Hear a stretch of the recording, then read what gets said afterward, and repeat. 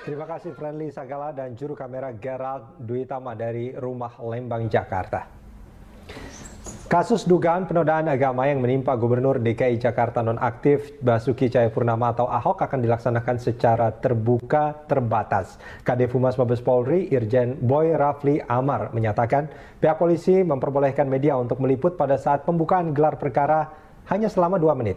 Polisi juga telah mengundang ahli, pengawas internal dan juga eksternal seperti Kompolnas dan Ombudsman juga Komisi 3 DPR RI. Namun Komisi 3 menyatakan tidak hadir pada gelar perkara hari ini. Dan Polri merespon secara positif keingintahuan publik terhadap proses gelar yang tentunya nanti rekan-rekan bisa melihat tapi terbatas. Artinya tidak bisa sepanjang pelaksanaan gelar diikuti, diliput oleh rekan-rekan semuanya. Tetapi rekan-rekan bisa melihat siapa yang memimpin gelar, siapa yang hadir, siapa yang akan menyampaikan pendapat, para ahli terutama. Itulah yang bisa kita berikan akses. Sehingga rekan-rekan akan bisa melihat bagaimana mekanisme gelar perkara itu yang selama ini tertutup sebenarnya. Tim kuasa hukum Ahok menghadirkan 6 ahli dan 3 saksi fakta dalam gelar perkara Ahok di Barreskrim Mabes Polri hari ini, termasuk ahli tafsir dari Mesir. Namun Ketua Tim kuasa hukum Ahok, Sira Prawina, menyatakan ahli tafsir dari Mesir itu tidak dapat hadir karena sakit.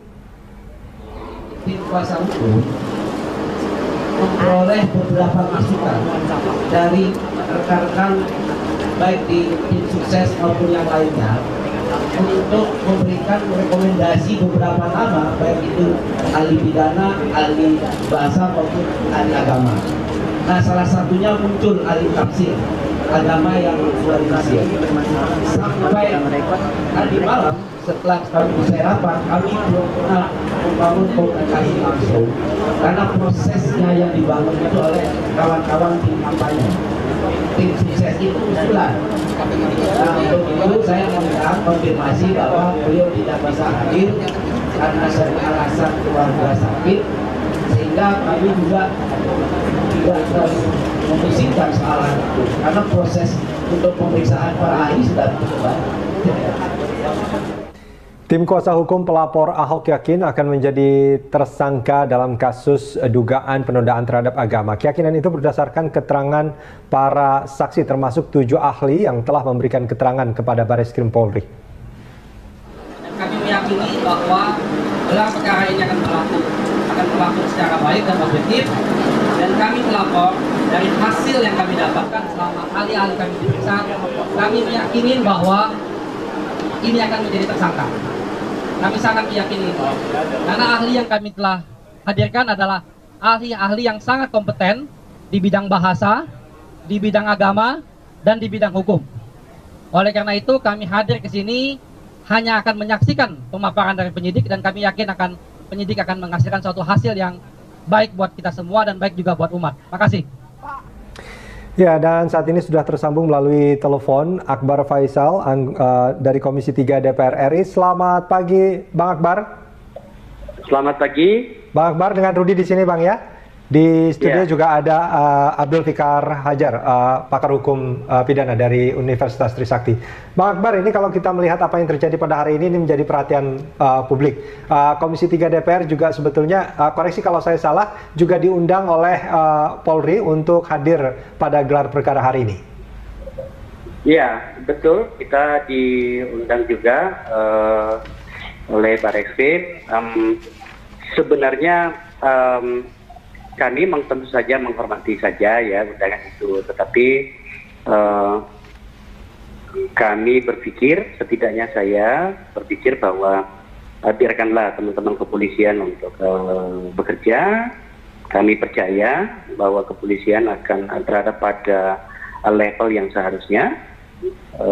Kami percaya dan saya yakin betul bahwa polisi akan berada pada posisi yang seharusnya. Jadi saya merasa ya tidak perlu teman-teman Komisi 3 ada di sana. Kita juga bisa melihat bagaimana proses ini lewat televisi ya, lewat Berita Satu misalnya gitu. Ya, Bang Akbar, artinya secara resmi tidak ada Komisi 3 DPR yang akan datang ya? Nah, saya tidak tahu teman-teman ya, tapi beginilah sebenarnya. Sejujurnya saya agak galau ya melihat situasi seperti ini karena kita tidak lagi bicara tentang hukum ansih sebenarnya. Ya. Saya paham lah gitu ya, tapi ya sudah. Ini adalah titik di mana kemudian barangkali kalau kesadaran kita semuanya ada, kita bisa dari kasus ini bisa beranjak untuk menyadari ke depan nantinya bahwa terlalu mahal yang harus kita bayar jika kemudian kita ternyata belum bersepakat tentang sebuah negara bernama Indonesia. Saya tidak akan membahasnya terlalu panjang soal ini karena waktunya terbatas, tapi jujur saya galau betul melihat situasi ini. Ya, Bang Akbar, kita memang tidak akan membahasnya terlalu jauh ke politik yang memang juga sangat terkait dengan kasus ini. Tapi saya hanya ingin mengkonfirmasi bahwa secara resmi Komisi 3 DPR diundang, tapi secara resmi juga Komisi 3 tidak akan hadir pada gelar perkara itu, kecuali mungkin atas nama pribadi, seperti itu ya? Komisi 3 itu bukan soal resmi-resmian. Itu kalau sudah di sebuah keputusan diambil dalam sebuah rapat pleno Komisi 3 itu baru bisa dikatakan sebagai keputusan resmi Komisi 3. Tapi secara perorangan itu semua itu sama halnya di Komisi 3. Saya bisa hadir, bisa tidak hadir, bisa teman-teman yang lain. Bahkan sesama anggota fraksi pun bisa mengambil sikap tentang itu.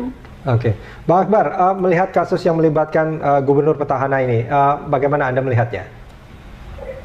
Saya ingin seperti yang saya katakan kepada Anda tadi dan di tempat ini bahwa saya berdoa betul semoga kasus ini menjadi awal bagi kita untuk punya kesadaran yang sama ke depannya, bahwa jika kemudian kita tidak juga mau bersadar secara kebangsaan bahwa kita akan luka semuanya kalau kita tidak berhati-hati kepada para pihak ya, maka kemudian terlalu mahal yang harus kita bayar seperti ini. Karena tidak ada lagi pada kasus Ahok ini, tidak ada lagi yang berdiri sendiri. Jadi jangan pikir bahwa saya tidak terganggu dengan apa yang pilihan-pilihan kata yang diucapkan oleh saudara Ahok. Saya mengenalnya dengan sangat baik ya. Pada wilayah etik sebagai seorang pejabat ya tidak pantas gitu ya. Tetapi kemudian apakah kita mau terjebak di situ saja? Kita kalau bicara tentang konstruksi hukum yang sedang mau di gelar perkara ini, kita berbicara substansi ya, apakah seperti itu? Jadi kesimpulan saya sebenarnya ini menjadi tidak sederhana. Ya, Bang Akbar, soal gelar perkara ini menurut Anda memang perlu dilakukan atau tidak? Oh ya, itu kan sebuah proses baku di dalam penanganan sebuah perkara. Polisi tidak bisa menolak sebuah kasus yang masuk ke mereka, dan mereka harus segera memutuskan layak atau tidak diteruskan gitu. Jadi ini adalah proses. Ya, Bang Akbar, tadi Anda mengatakan cukup menarik sebetulnya bahwa kasus yang melibatkan gubernur petahana ini tidak berdiri sendiri. Mana yang lebih kuat terasa sebetulnya? Apakah kasus hukumnya atau hal-hal lain yang lebih politis sebetulnya yang sangat terasa di kasus ini? Anda menginginkan jawaban seperti apa dari saya? Yang jujur dari Anda sebetulnya, yang Anda rasakan seperti apa? Ya, ini kalau melihat konstruksinya, awalnya masih gubernur, soal gubernur DKI Jakarta, dan berbagai persoalan yang muncul di situ, tapi kemudian dengan lancar bergerak ke sebuah agenda setting yang lain, ya kan? Saya salah satunya barangkali ya ini, coba Anda lihat saja dari gubernur tiba-tiba pindah ke Jokowi Pilpres gitu ya. Ya itulah politik ya, tapi kita lihatlah.